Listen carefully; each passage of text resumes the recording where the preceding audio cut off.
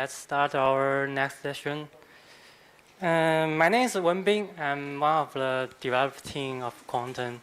So Patrick just mentioned many general ideas about Qtum, and I will talk about more about what Qtum is and the key technologies on the Qtum. So these are the topics I will cover today. Mostly, there are 4 key technologies of Qtum, and I will talk about them one by one, as well as some basic knowledge about blockchain, which is the foundation of Qtum technology. So the first technology of Qtum is called AAL, which stands for Account Abstraction Layer. So what is for? So why do Qtum create AAL? Patrick just mentioned that Bitcoin is a UTXO-based blockchain, and it is designed to be a cryptocurrency, and it's non-Turing complete, or to say Turing incomplete system to ensure security. And while Ethereum is another blockchain based on account, and it is designed for a platform, and it supports Turing complete smart contract that executing on EVM, that's Ethereum virtual machine. So UTXO model shows some benefits versus on account module. So I will explain it later. And here's our Qtum's goal. We want to make a platform, make a blockchain, which is both cryptocurrency and platform. So there are also demands for supporting multiple virtual machines, not just limited to EVM. So as a result, Qtum developed AAL, which is an adoption layer that translates UTXO to account module that used by EVM or other virtual machines. So what is UTXO? By definition, it is an unspent transaction output that can be spent as an input in a new transaction. So we still cannot understand what it is. There's a saying that there's no Bitcoin, in fact, only UTXO. Why do people say so? Here's how Bitcoin transfer among different addresses. First, the Bitcoin is transferred with transactions, and the transaction is consist of inputs and outputs.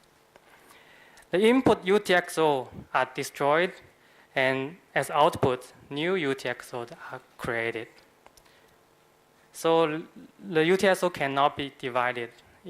Every change will be a new created UTXO. And each UTXO might contain some volume. That's what we call Bitcoin.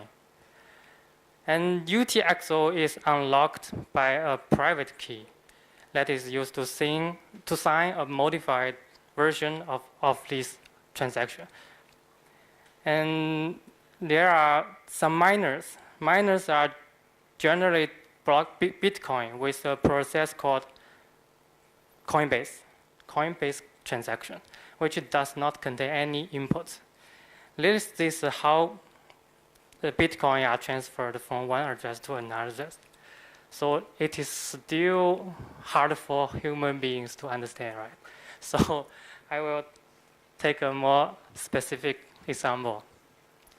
I think every example have an alias. So for account module, it's very simple. Alice wants to send 5 tokens or coins to Bob. And for account module, it's very easy. So the initial balance of Alice is 10, and Bob, the poor boy, has no balance. And we just minus 5 from the Alice balance and plus 5 to Bob's balance. And then the transaction is done. So this is a normal human can understand account module transaction. It is very easy for everyone to understand because it is commonly used in a bank system in our everyday life. So what is UTXO model? The same scenario. Alice wants to send 5 coins to Bob. Instead of having a balance of 10 coins, Alice may have the control of several UTXOs. In this example, there are 3 UTXOs. We call it UTXO1 with volume 6, UTXO2 with volume 3, and UTXO3 with volume 1. And Bob is still a poor boy with no UTXO at all. And the first thing Alice needs to do is to choose some UTXO that can cover the 5 tokens that she want to send. So we call this process coin picking. And it is done by Alice's wallet, in fact. So her wallet just choose the first UTXO1 as the input of the new transaction. And since the UTXO cannot be divided, and she just wants to send 5 tokens to Bob. So the output will be 2 UTXOs, 2 new UTXOs. That's UTXO4 with volume 5 and sent to Bob, and UTXO5 with volume 1 sent back to Alice. Then as a result, now Alice still have 3 UTXOs, but 2 of them are old and 1 is brand new.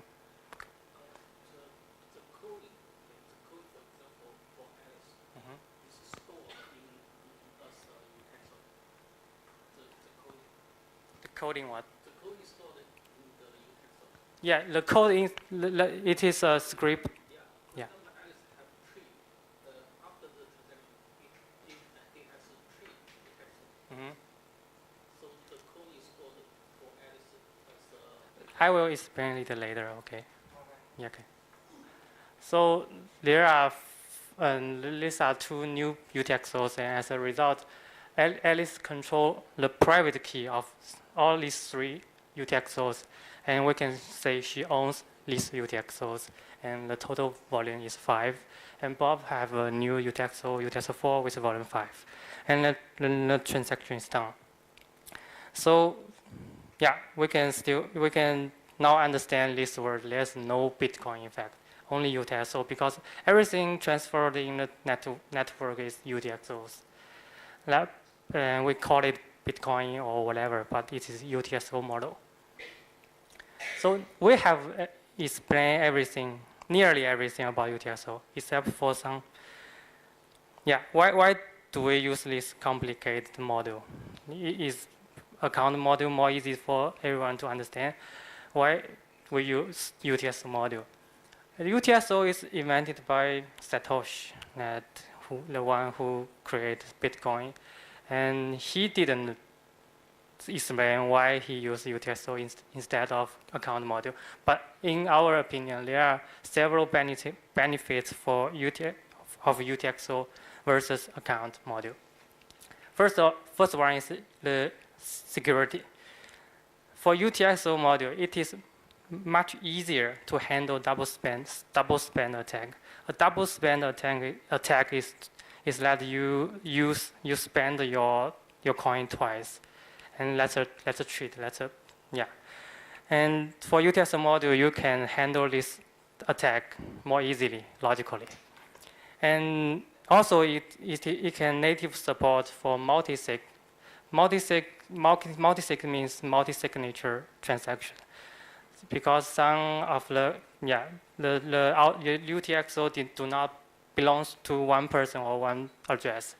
It requires maybe 2 of the 3 addresses to unlock the UTXO. So this is a multi-signature UTXO. So UTXO model can handle this natively. And the second one is anonymous.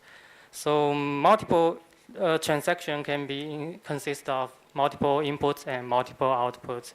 So new changes are also new addresses. So it's hard to trace which account mapping to a physical person. So it's for anonymous. And the third one is scalability. So for UTXO model, you are able to handle different transactions parallelly. So there are also some benefits if you want to create offline transactions with UTXO module. So the last thing is SPV. Let's call it simple payment verification. Let's make the blockchain suitable for some mobile device or IoT devices, which is very hard for some account module, because the light client in Ethereum is still ongoing, so it's not a live project. Yeah.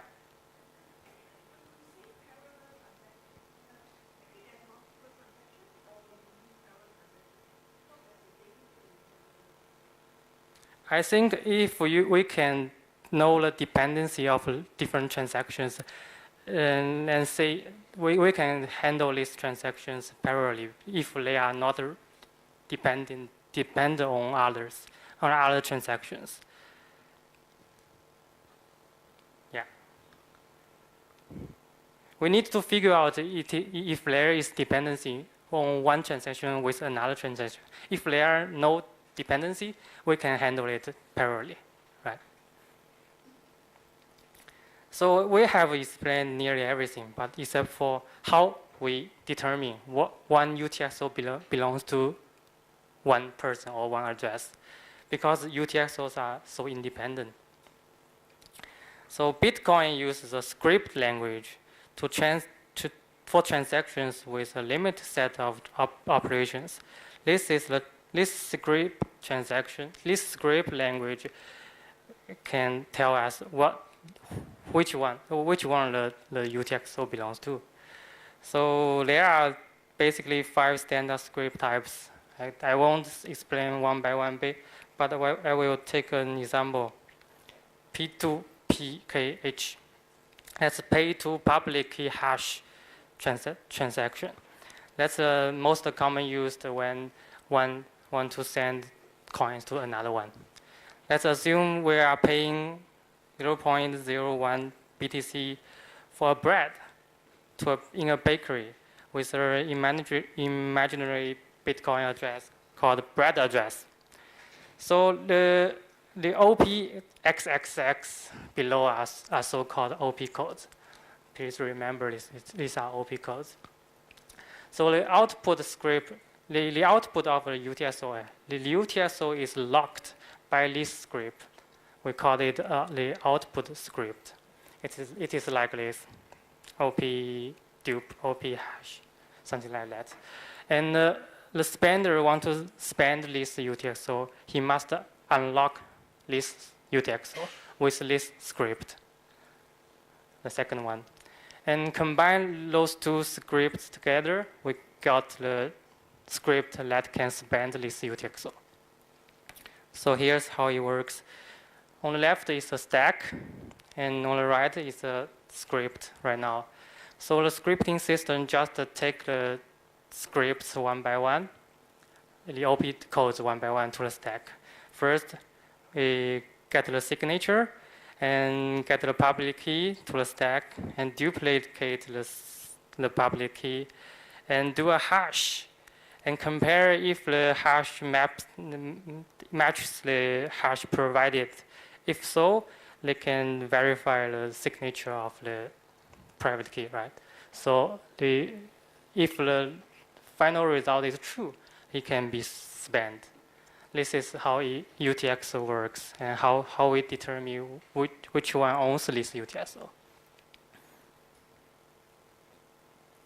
So basically, Qtum shares almost the same script with Bitcoin, except for Qtum created 3 new OP codes. We call it OP create, OP call, and OP send. That's brand new for Qtum, and there's no this kind of OP codes in Bitcoin script system. And the OP create is used for create a smart contract, and OP call is to call a smart contract, and OP spend is to spend the money saved in the contract. So why do we create this extra OP code? Patrick just mentioned the Ethereum virtual machine is a stack-based virtual machine with a 25/6-bit machine word. And smart contracts are actually run or execute in EVM.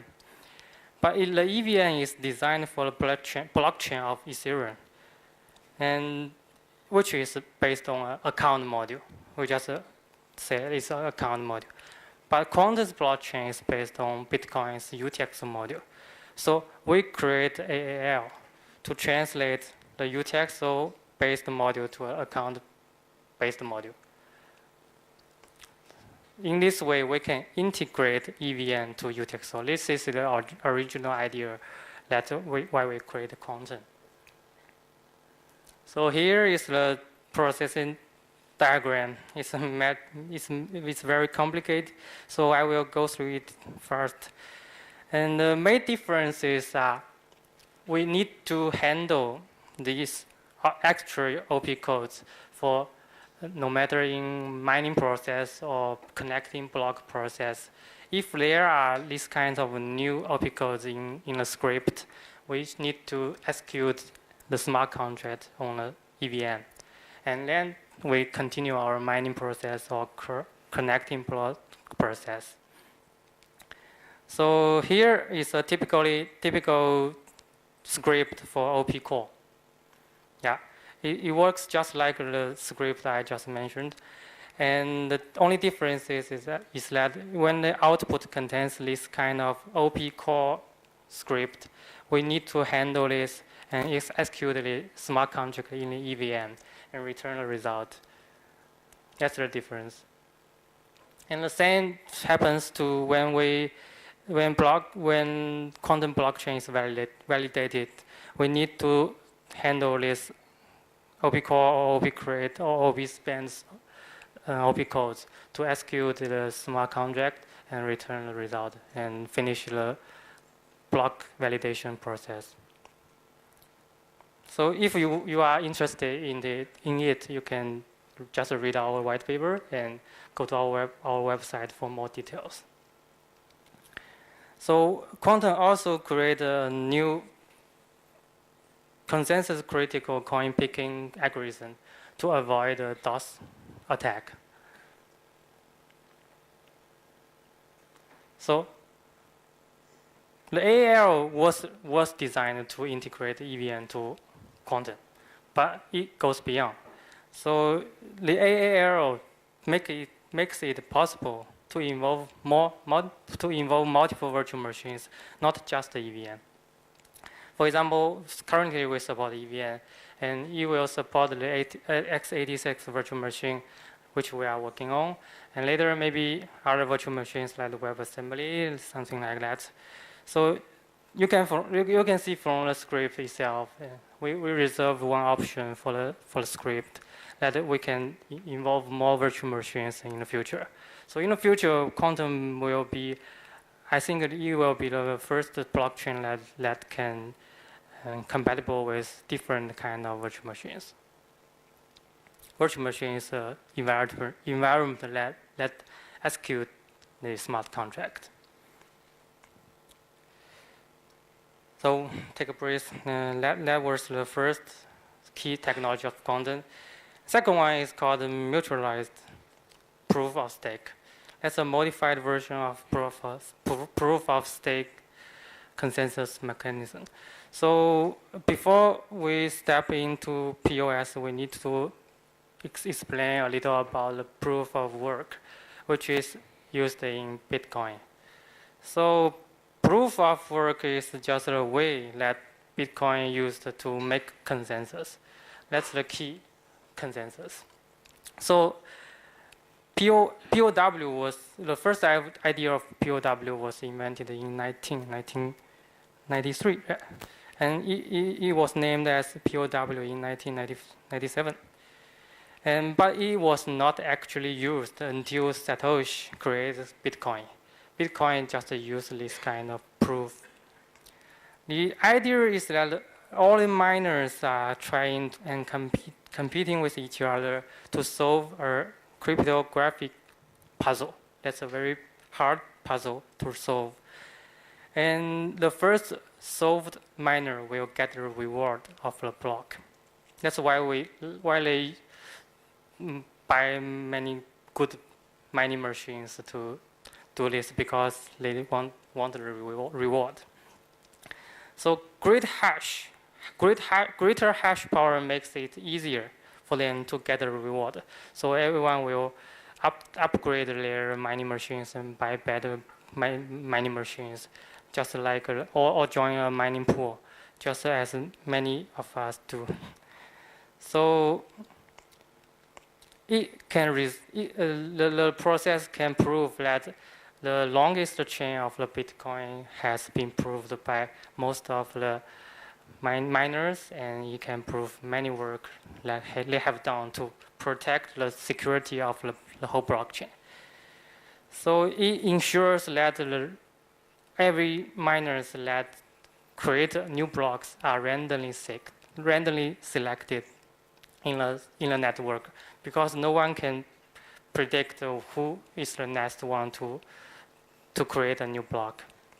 And as a result, you can make a consensus in this distributed or decentralized network like Bitcoin. So the puzzle is like this. The puzzle they are solving is like this.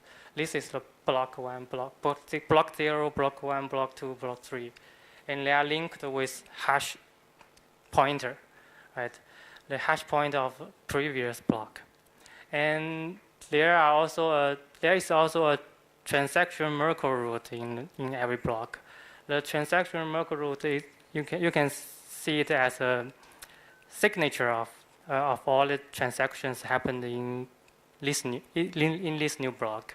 And every little change of this transaction may make a totally different Merkle root of this. So it can ensure no one can modify this transaction without being detected. And the nonce here is the only one variable that every miner can change. So they are just solving this puzzle to find a nonce n that make a hash of this new block to fulfill some difficulty requirements. That's what they are doing. So the pseudo code is very simple here, but it shows that the main drawbacks of the POW system. First of all, it wastes a lot of electricity, harming the environment. And secondly, it benefits greatly from economies of scale. Yeah, the richer people has better mining machine may have more possibility to create a new block and get a reward. And it doesn't provide any incentive to use or keep these coins. Some of the miners may potentially have none of the coins, but they can determine the direction of the whole system. That's not reasonable. And it also has some centralization risks, because the mining pool, the top 5 mining pool may control 90% of the hash power of the whole network. It is hard to say Bitcoin is still a decentralized network, because they are controlled by the minority, right? So we need a new algorithm for consensus. That's why people create POS, that's proof of stake. It was invented in 2011, not by Qtum, but it was invented to replace POW. And instead of solving these difficult puzzles, we just find a way to randomly choose a validator instead of a miner in the network by the UTXOs someone owns. So the validator just deposits some UTXO as a stake for several blocks so that they can get the reward. So it also can achieve a consensus in a distributed network, just like POW does. So the block the blocks are almost the same with POW, right? But the same block hash, the same Merkle root. The only difference is that the variety here is the UTXOs. It is just like a lottery ticket. If you happen to own some UTXOs that can fulfill this difficulty requirement, you can get a reward. Yeah, in this way, you don't need to buy a mining machine, or you only need to own some, so for example, contents, for example, some Bitcoin. So you can join the network and be a miner in the network. Let's decrease the entry level of the whole network. So the pseudocode here is a little more complicated, but it's still, I think it's still understandable for most of the developers. So the most advantages of POS is it can save more energy power, and so that it can be run on some personal PC, on IoT devices, and even on Raspberry Pi devices. And the incentives of the POW and POS are almost are different.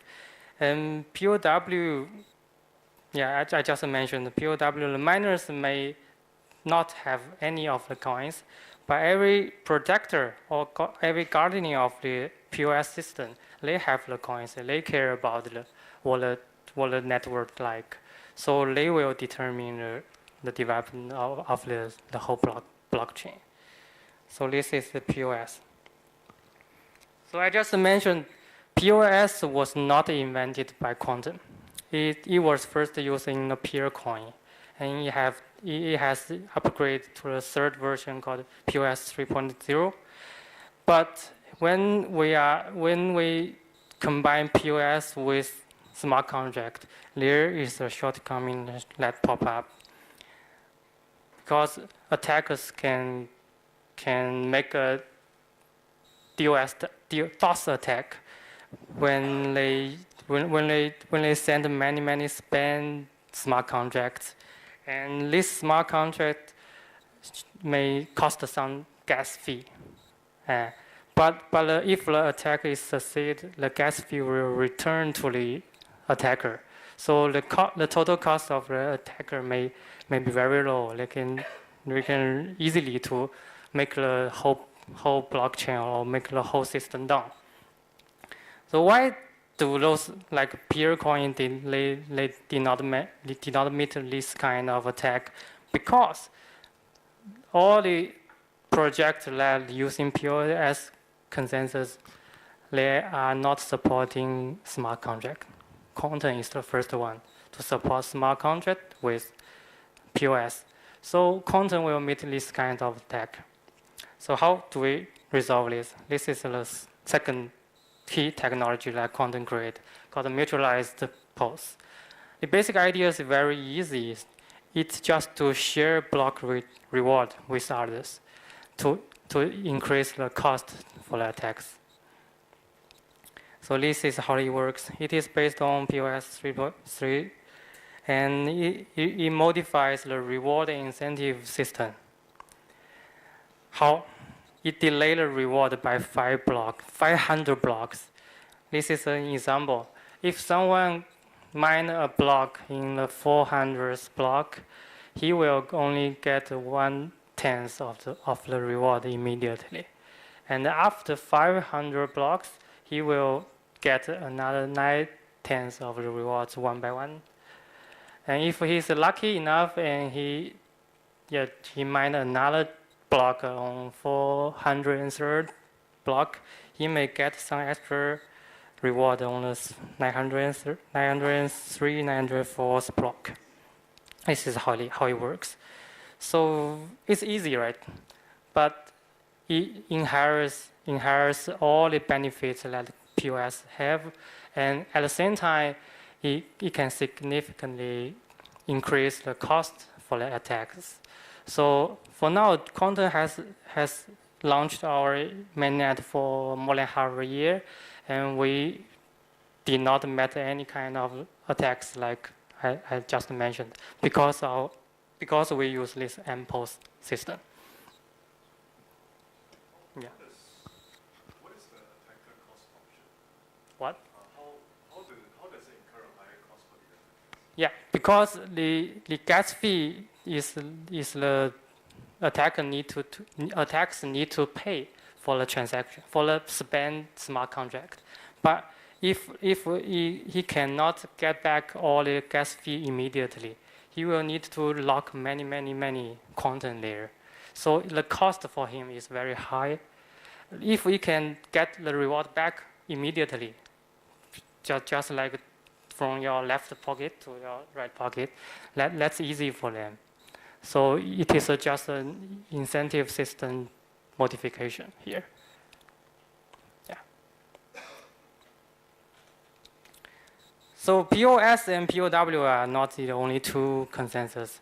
There are many dozens of different kind of consensus mechanisms. Some projects maybe use some delegated method like a depose, delegated POS, and something like delegated PFT.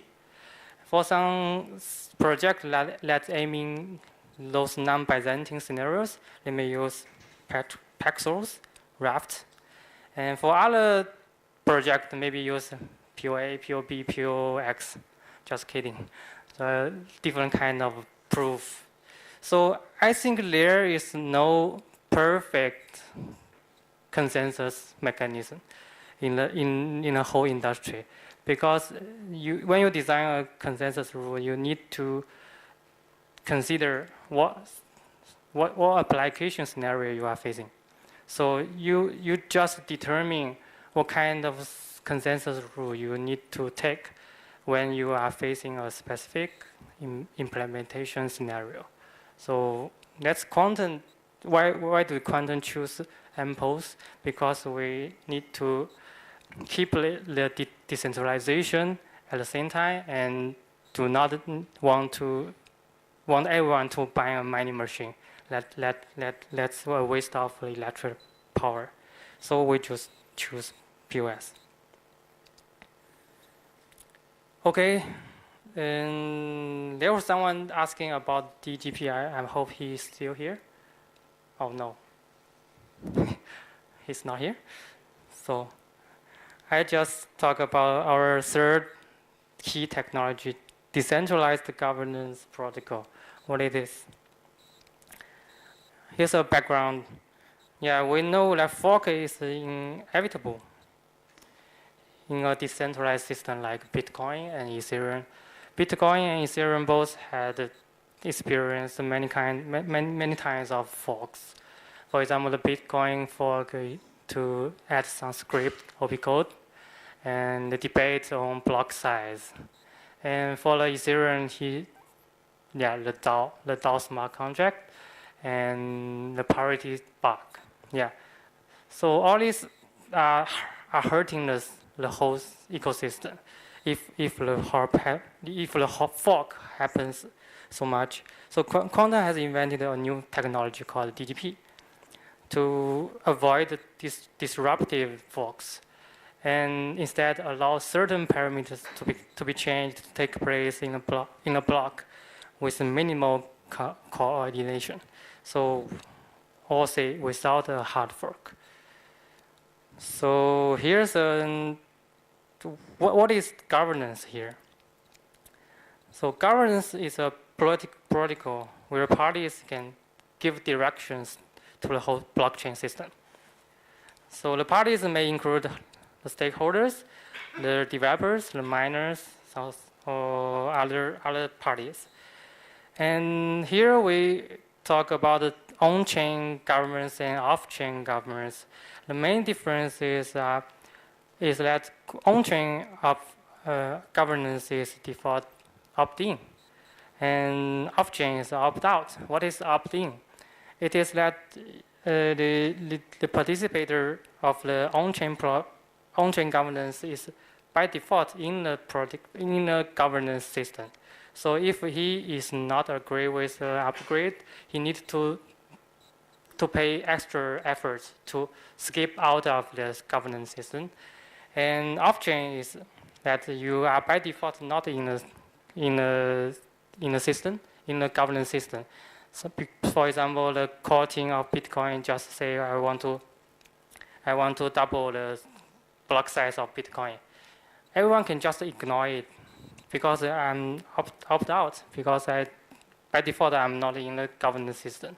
I don't need to care about it. But for blockchain, when we are talking about the governance, we are usually talking about the on-chain governance. So the governance I talked later will be all on-chain governance. So why do blockchains need a governance protocol? The left is the typical structure of a typical company, right? There's a CEO, there is top managers, there are some non-management employees. So this is a top-down management system, and it is very easy to make a decision in this kind of company and system. Because CEO say something, and everyone can problems with direct democracy. Firstly, leaving voting to either coin holders or miners only. But the coin holders or the miner cannot stand for the whole system, right? They may just care about their own profit. So then the second one is richer people and founders. For example, Vitalik will have more power on this system. This is not a long-term governance protocol because everyone can change, and if richer people have more power, it is hard to say it is a decentralized system. And for the Ethereum voting system, we find that there are very small percentage of people that really vote for the gas limit. And for the depots or DBFT system, we found brides that sharing their reward to others and you vote for me. That's bride, right? And the miners also, they will vote only for their own profit. Despite it will negatively affect the greater system, the whole system. They don't care about it. They just care about their own benefits. So Qtum just invented a new governance protocol called decentralized governance protocol. And it has those kind of features. First, it involves different variety of parties to join the whole governance system. And it is flexible enough to completely be replaced itself. And it can governance both the blockchain itself as well as the smart contracts or the apps. And it even allows smart contracts itself to be a governing party. When it is combined with an AI smart contract, I think it will become a first AI blockchain that he knows I'm a blockchain. I need to upgrade or I need to change my block size or some other parameters. So this picture shows the whole governance protocol. So let's go through the technology quickly because time is limited. There are several reasons for fork. Here are some categories. But is it possible to avoid hard fork? The answer is yes. But the difficulty of avoiding this kind of different kind of fork are different. So currently we are handling with the last and the easiest one called strategy or parameter upgrade. And Qtum invented a governance voting system to achieve the governance and makes Qtum the first self-regulation and self-modifying and self-aware block system. And also Qtum implemented DGP with smart contract, not just the script, because the smart contract is tooling complete, and it is more suitable for this kind of complex protocol.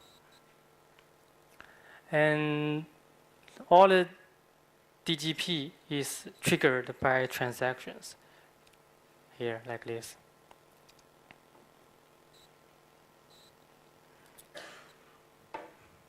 And the parameters that we can change now without a fork are these: block size, gas price, gas limit, gas schedule. We know that Ethereum is expensive to use because the gas price is high, but Qtum can dynamically adjust the gas price according to everyone. So Qtum also consider about the security of the governance and have some own design of the upgrading process. And essentially, DGP is consists of different kind of smart contracts. That contracts are deployed in the Genesis block of Qtum. So if you are interested about it, then you can just look at our white paper or look at our website and our GitHub. You can get more information about it. They are all open sourced, so you can get every detail about the DGP. Okay, the last key technology I want to share today is the Qtum 86 virtual machine. So do you know what is a virtual machine? Virtual machine is the environment that execute a smart contract. So why don't we execute a smart contract just on our own operating system, on a real processor, just like Windows or Linux? That's why the first reason is to keep the consistency and determinism. And the smart contract is a program executing on a decentralized blockchain network. So each node may use a different kind of environment that may cause the different result of a smart contract. So virtual machine just ensures that everyone have a same result for a same smart contract. That's the first reason. And the second reason is the security. So we don't know who are running the smart contract. Maybe some good person, some bad person. So the bad person may have some attacks or spread some virus through the system. So the smart contract, the virtual machine itself cannot touch the real operating system of everyone. So the attack cannot be done with the virtual machine. So this is the second reason. For no matter Ethereum or Qtum, we are building our own virtual machines. So currently, Qtum is compatible with Ethereum's virtual machine called EVM. So Ethereum's blockchain is essentially a transaction-based state machine. The first diagram is a state machine, the normal state machine.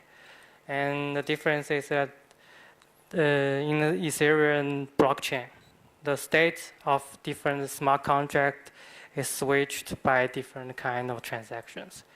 And the state changed one by one and through different kind of transactions. The EVM is more like an operating system. It has some storage, some code. It even have some memory to invoke different kind of smart contract. So EVM is compatible with smart contracts, with blockchain, with Qtum blockchain, with the help of our first technology to remember AAL. But it looks good, but why do we still need x86 virtual machine? Here are some shortcomings of EVM. First, it is limited. It supports limited smart contract coding language. Maybe many of you may know Solidity. There are also other kind of smart contract coding language that's supported in EVM, but I think no one use them. Only Solidity. And it is lack of standard library. I think it's very terrible for developers to develop a smart contract without any lib. And it is a 25/6-bit word size virtual machine, and it is not natively supported by most of the processor in the market now. And the gas module of Ethereum is also unreasonable because some of the operation on the EVM is extremely expensive, and it is hard to estimate a gas fee for some smart contract that without executing the smart contract. And the bytecode of the EVM is also very big, and which is a waste of the blockchain resource. And also, there are no testing or debug tool chains for EVM, for Ethereum smart contract development. So here we are working on a new virtual machine. It's called the x86 virtual machine. Here are our design goals because the project is still ongoing and we are going to announce it later this year. So here are the design goals I can share today. So it can support more programming language like C, C++, Go, Rust, and so on. And we can have a standard lib, like libc and libcontent. Libcontent may make you directly contact with contents blockchain with this kind of standard libs. And we will optimize the gas module so that we can make the price of different operations more reasonably, and it is easy for us to estimate the whole cost of a smart contract. And yeah, here are some other goals. Let me pick one to say. The last one is the dependency trees. If we know the dependency of different kind of smart contract, it is possible for us to execute the smart contract parallelly, which is not possible now in Ethereum's EVM. So here are the goals, and we can keep an eye on it and see our new virtual machines, maybe next month or later this year. So here is a summary of our contents key technologies. We call it AMDX. AMD is very easy for everyone to remember. AMDX. So A stands for account abstraction layer. M stands for mutualized proof of stake. D stands for decentralized governance protocol. X stands for x86 virtual machine. So next time people ask you about what is Qtum, here's I think what is Qtum. Qtum is the first POS-based and multi-virtual machine compatible smart contract platform running on a UTXO model. Yeah, that's all. Thank you.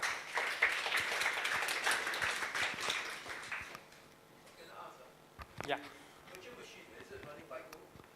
Yeah. He's the environment that running the bytecode. We will build a new compiler. If you want to handle with the bytecode itself, you can ignore our compiler. But it's better for most of the developers to use our new compiler. Yeah. You mentioned about the DGP. Yeah. The proportion ratio of all the voting parties, is it equivalent? No, they are designed to be not equivalent, but it is more like a community. So yeah, for more details, you can read the code itself. They are not equivalent to each other. Some may have more power, and some may not. Like for example, comparing the miners and those smart contract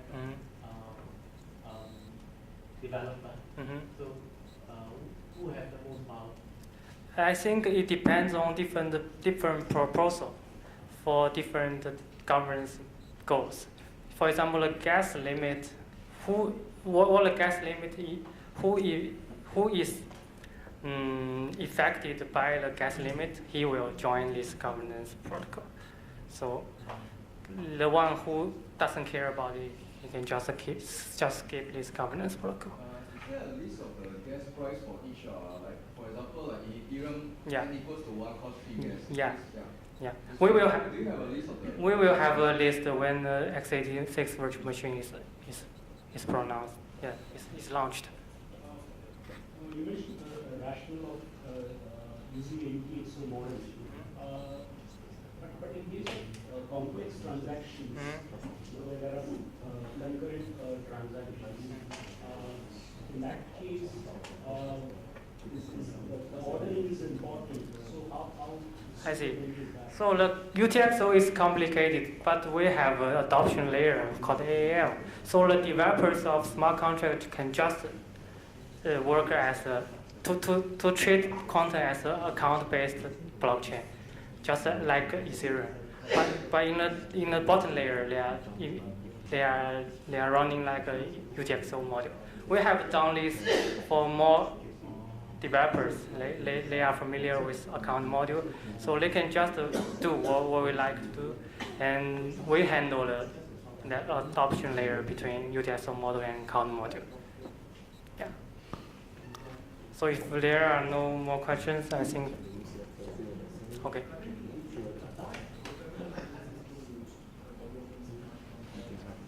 Currently, it's only Solidity, I think.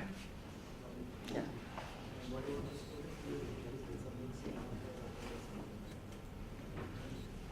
What?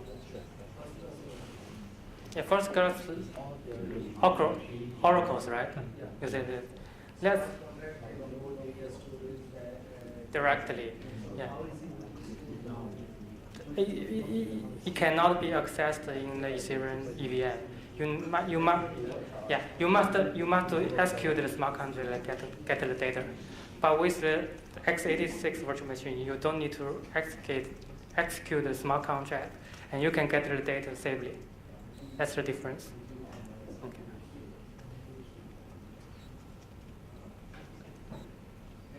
Any plans to support Python? Python, Yeah, Python. maybe later. Yeah. I guess that's all for our morning session. Thank you, Wenbing, and thank you guys for staying with us. A few announcements.